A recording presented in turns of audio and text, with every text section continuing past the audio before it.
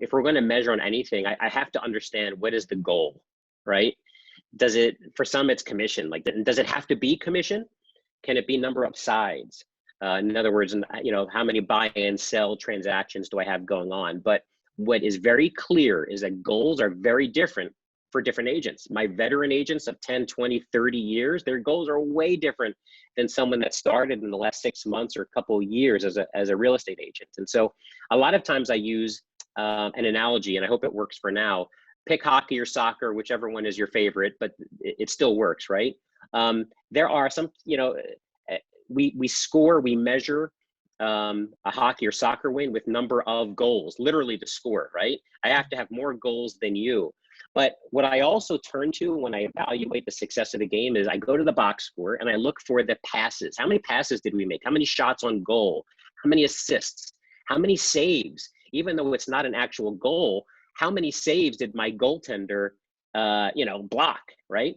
And to me, those are KPIs. And sometimes, to answer the question about how do we measure success, I focus less sometimes on the goal. The goal is kind of the end result, but let's focus on the KPI. So in the real estate business, some of our passes and shots on goal or saves look like year over year transaction growth. How many buyers versus sellers do I have? What's that ratio looking like? And has it changed? Do I have new versus repeat clients?